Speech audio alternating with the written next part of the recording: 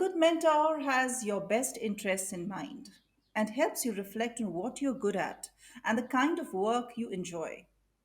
They can also help you plan to get more of the things you enjoy into your working life, giving you the confidence to make changes and help keep you on track. But where do you find one that fills the bill? Greetings to all watching and listening to Chezuba Talks. I'm Tej, and with me today is Zariah Tolman, founder and executive director of Positivity Outward, a Platinum Transparency 2023 candid nonprofit. Mind you, this young lady is fresh out of college. Zariah graduated May 2022 with a master's degree in innovation and management. She also has dual degrees in neuroscience and biochemistry, double minors in biomedical engineering and global health, and highest honors. She is a Truman Scholar, starting a PhD in psychology at UC Riverside to continue her work with Positivity Outward. She is an athlete, pianist, and an avid motorcyclist. Welcome, Zariah. Hello, it's so lovely to be here. Absolute pleasure to have you on the podcast. Let me be honest here. I was pleasantly surprised to see such a young person already having achieved so much, thinking of doing something for the community. I smell a story there. Yeah, I think I was always motivated when I was in high school to make a difference, but sometimes I felt like I didn't have the right opportunities to, or I didn't really know how to. And so that's, fast forward a few years, and I realized that one of the ways that I could make a difference was to provide those opportunities or those resources for kids in areas like mine to feel like they can make a difference and have the support that they need. Um, and it's been a lot of fun being on this journey, but man, I've learned a lot along the way.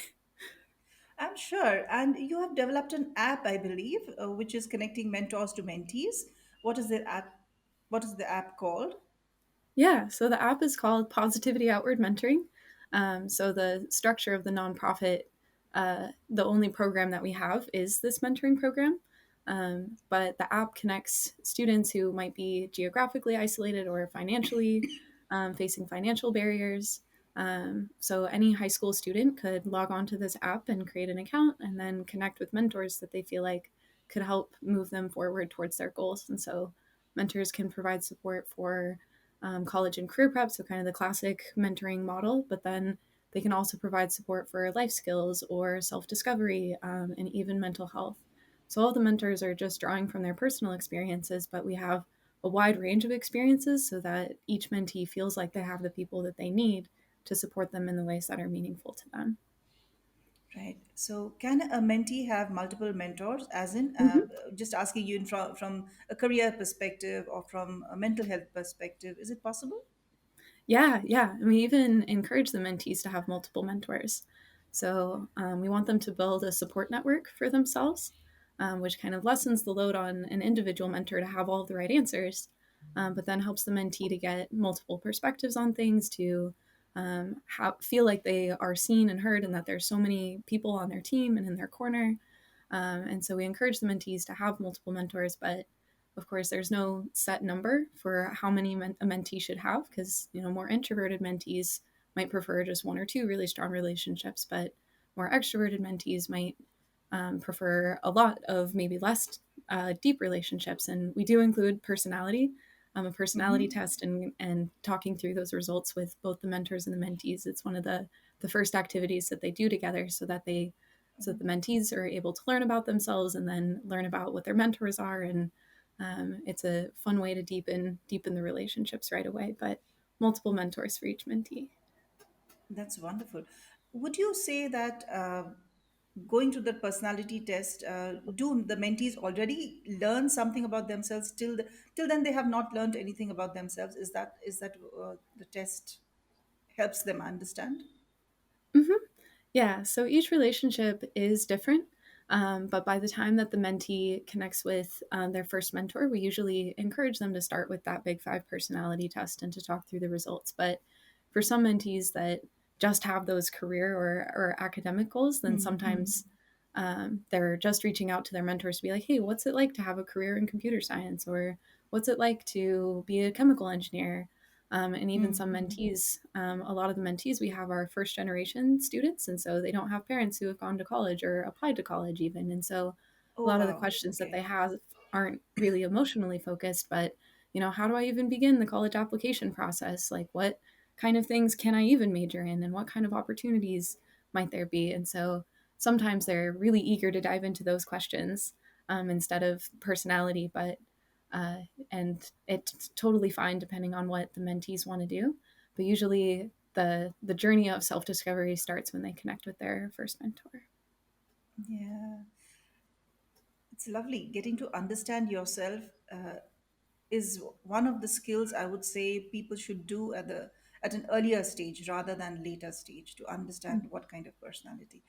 When you say that these mentors are first generation college goers, Mm-hmm. do they also have a sort of screening or selection criteria how they can be a mentor, or can anybody just decide they want to be a mentor? Pretty much anyone can apply to be a mentor, but we do have a screening and training process. So all our mentors do an application, they complete an interview, we do background checks. All of our mentors do QPR training, which stands for Question, Persuade, Refer, and it's a suicide prevention program. So they do that, and then they attend a 3 hour group orientation over Zoom. And I designed that to have 10 modules that include everything like how to be a mentor, like what is my role, to how to guide reflection and action, because the foundation of our program is that the mentors guide the students to use reflection and goal setting to make progress and move towards the experiences that they want to have. And even things like the neuroscience behind the program and how we build habits and active listening. So lots of content in that group orientation, and they even make their profiles on the app as part of the training. So by the time they finish the orientation, the mentors can start connecting with the mentees, and it's then they're ready to go. So a few training steps, a few requirements to make sure that we trust these mentors to be reaching out to high school students on an app, but almost anyone can apply. And because it's through an app, you can be almost anywhere in the world doing anything and be providing support for these students. And That is not all great. of our Yeah. mentors are first generation students. Almost all of our mentees are, but our mentors are lots of different people doing lots of different things, but not all first generation. Yeah. So I would say, what is the typical age gap between the mentor and the mentee? Yeah, it's not much. So I'm 25, and the average age of our mentors is 24.5. So most of our mentors are early college or just starting their careers. And so we call ourselves a near peer mentoring model, where you have these high school students talking to people who are just ahead of their phase of life. And we do that for a couple reasons. And one of those is so that the mentees and the mentors feel close to one another in kind of Right. relevant experiences, but then also so that a mentee has an example of someone who doesn't have it all figured out yet. Because we want the Yeah. mentors to be growing through this as well and to be setting this example of personal development and growth in their own lives. And so when the mentees see like just this normal experience of, okay, like this person doesn't have it all figured out, but here are the ways that like they move forward and this is how they're growing through this too, it just kind of takes the pressure off of them to make it a perfect relationship or to know exactly what they want to do. We even have mentors that they're like, I want to be a mentor because I changed my career 5 times and I want people to know that that's okay. And it's like, yes, it is okay. And we want the mentees to Yeah. know that they can change their careers too if that's something that they decide to do. Oh, that's wonderful. It just connects mentors and mentees more closely. Mm-hmm. That is so. Tell me, where is the role of parents? Do you have a role for parents in this? Yeah, so we conduct research as part of what we do. So that's why I'm doing my PhD and studying positivity outward as a research tool, or using positivity outward as a research tool. And so, because we're working with students who are under 18, we have to have permission from their parents for them to participate. And so, I'm working on getting more engagement and more direct contact with the parents, but for the most part, the interactions that we have with them are just, hey, like here's what we do. Is it okay if your child participates in the program? But we know that those parent and child relationships are a really important part of the student's success and well-being. And so we'd like to integrate and implement more programming to support the student and to support the student parent relationships. Yeah, very important to have that kind of support as well. Mm-hmm. Yeah. Would you have any partnerships with any communities, with any schools or colleges? Mm-hmm. Yeah, so we're working on a few partnerships with rural schools in Montana, Wyoming, and Idaho. I went to a very rural school in Wyoming, which was the inspiration behind Positivity Outward, but then went to my undergrad in Montana, and so lots of communities there. But then the majority of our mentees come from a partnership with a school in Los Angeles, so right by where I'm doing my PhD. And it's this really incredible school that serves primarily low income Latino or Latinx students who are first generation students. And so they all signed up on the app in January and have been communicating with Okay, their mentors for about a month and a half now. And it's been lovely. very exciting to reach this milestone because they're the first big group of students that we've had on the app. And to hear that it's positively impacting them and to hear that they're having a great experience and to know that they feel supported and that it's just so nice for them to feel like they have someone to talk to. I think it's something we can take for granted, just feeling like someone's there. So it's been really wonderful to see these connections build and to have these students feel like they're supported. But lots of big partnerships in the works. We're definitely building Lovely. more and trying to recruit more. But it's been really fun just having this group and then this initial group of mentors as well. That is marvelous. Do you also think, just curious to know, would mentees, would some mentees have some hesitance in talking to a stranger? Do they have? Does it take Yeah, some time to warm up? yeah. And so we try to foster autonomy with the students. So we let them choose their own mentors, and then we encourage them to have relationships with multiple mentors. But we don't force anything. But we know it can be hard to reach out to that initial mentor. And so when the students sign up, they fill out a survey where they share, like, okay, these are the goals that I have, like social, emotional, career, academic. And then they let us know that what they would like to have in common with their mentors. And kind of the relative importance of these different areas. So they can say, it's really important to me that my mentors have a similar background or similar demographics as me, or it's very important that my mentors have a similar personality or similar mental health experiences. True. And so then I'll use that information to make recommendations for which mentors I think would be a good fit for them. And then we have a welcome mentor reach out to them right when they sign up. And that welcome mentor will say, hey, I'm a welcome mentor. I'm here to help you get connected with that first mentor. We think that this mentor would be a good fit for you. Do you want me to help you reach out to them? Do you want them to reach out to you?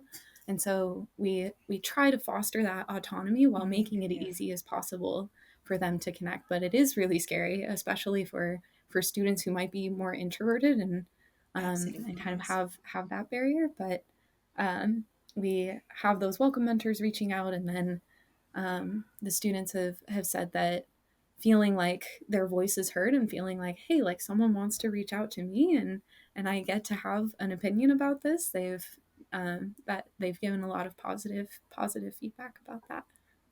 Yeah.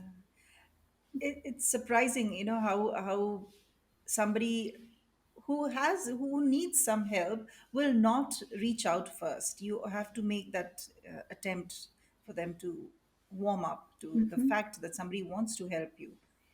Yeah, and that was It is, I'm sure it is a very rewarding experience that you're having in this entire yeah, thing, connecting people. I think Have, so. having said that, Zariah, are you working on this alone or do you have a team with you? We're an all volunteer team for now, but we definitely there is so much support for this, and so I feel like I would consider the 60 or so mentors that we've had go through the training definitely are a part of the team, and then a lot of them volunteer on the team side as well. So I have a good friend of mine and teammate and board president. Her name is Ruby. She helps out a lot. She's kind of my go-to person. She helps me learn how to be a better leader and how to delegate because sometimes I like to just do everything on my own when I don't need to.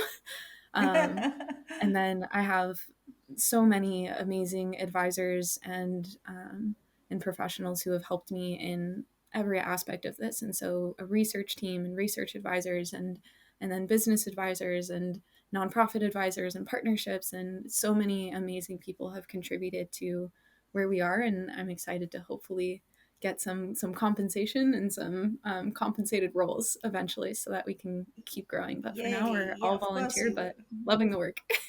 Yeah, it's lovely. I wish you luck with all that. That is just amazing. I read something about Thank you. Uganda and Positivity Outward. You're working in Uganda as well? Yeah, yeah, yeah. So I went after my sophomore year of college. So this was like I was very young when I went and did this, but I went by myself to Uganda for 6 weeks. It was only the second time I left the country, and I did a research project over there on compassion burnout or compassion fatigue in the healthcare workers there.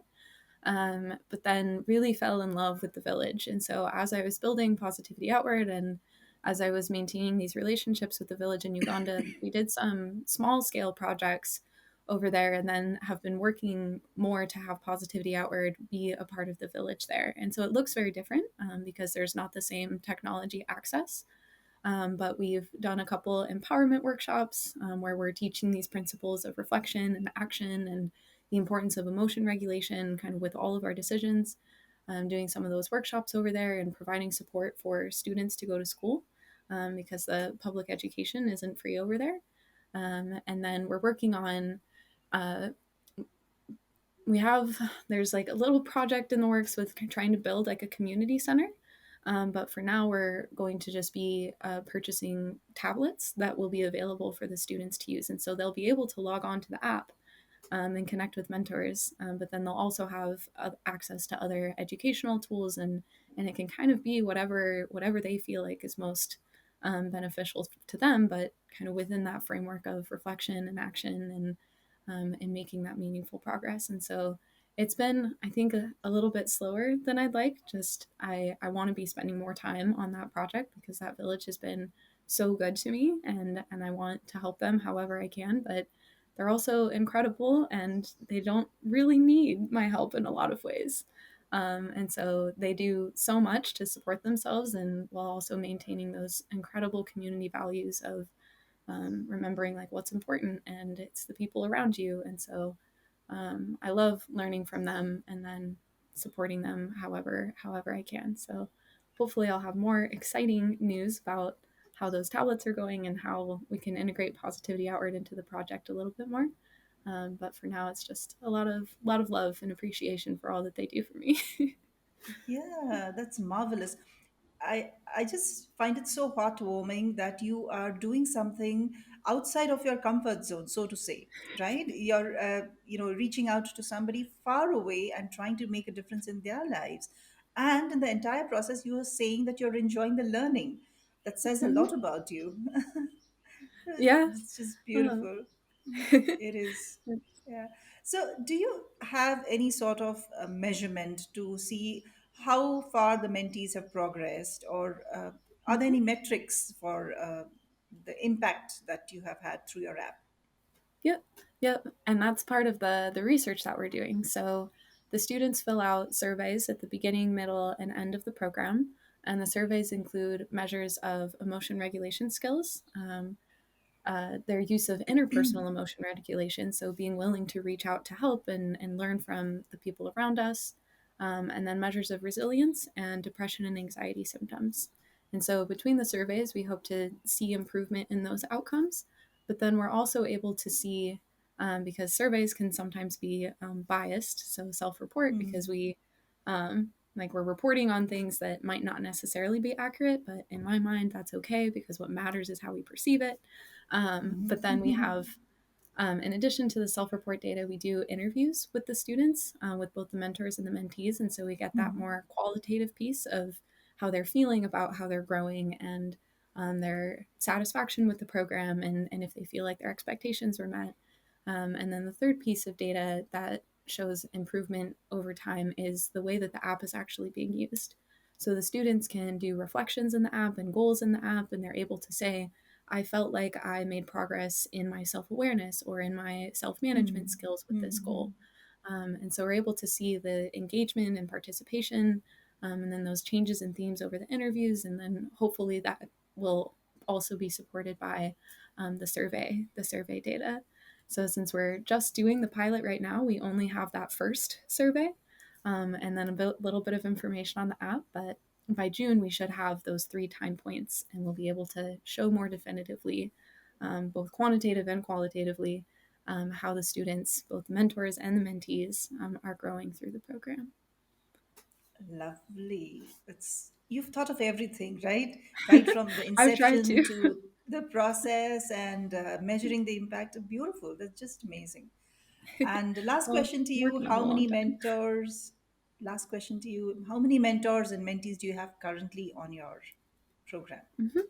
So I guess the last time that I checked on it was Monday, but we have 52 mentors on the app.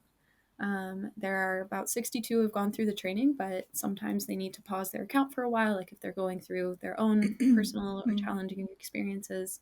And then we have 68 mentees on the app, 68 active Wow. mentees. And so that's been a big, big milestone. It can be really Yeah. challenging to get the mentees on, going back to what you said about how hard it can be to accept help sometimes. And so building these partnerships and having this many mentees, we've had like 50 mentors for 6 to 8 months now, but this is the first Yeah. time that we've had this many mentees, starting in January. And so it's been a lot of fun. We'll have 5 more mentors on the app in a couple weeks. There's always ongoing trainings, so very excited for that. Sorry, one more question. When you say Mhm. there are so many mentors, and suppose I have a favorite mentor, and there are so many, do you have a limit to how much the person can take? Or is it like anybody can take any number of mentees? Mhm. Yeah, it's all based on the mentor's capacity. So we foster the mentees' autonomy, but then also the mentors, and so they're able to support students in the topic areas they feel like they have experience in, and they do that by selecting tags on their profile, and so those tags can come from 4 different categories. But then they also get to accept however mentees they feel comfortable with, and then they also get to set like their communication kind of boundaries and intentions, and so mentors get to make their own schedules. If they don't want to be sending messages on the weekends, that's totally fine as long as they communicate that to the mentees. And then we don't have a set length of duration for the relationships because some of them, there's so much variability with what the mentee is looking for and Yeah, what the mentor has capacity for. But trying to foster autonomy and that independence on both sides. And the only way that it works is by that open, frequent communication. And so we yeah. talk about it a lot in the training. Yay. I think you're going to quickly need to employ people now because of the numbers that are increasing. You will have to. Yes. Yep. So, yeah, I did say last question, but one more last Yeah. question. As many as we want. So, uh, where do you see yourself, in the near future? What are you building Mm, upon? yeah. Well, I'll be in this PhD for at least 4 more years. Yeah. But I think what I envision for myself, after I do the PhD, is continuing my work with Positivity Outward, but being in less of the in charge role. So, what I would love to do with my day to day is travel around to schools where Positivity Outward has been making an impact and giving Hmm. workshops or speeches or like motivational talks to the students. I also hope to write a book about my life. I've had Yay. some very interesting or significant experiences, and I hopefully have some wisdom that's worth sharing. And so I would love to travel around to these schools, talk about my book, share about Positivity Outward, and just interact with these people that have positively benefited from the platform that I've built.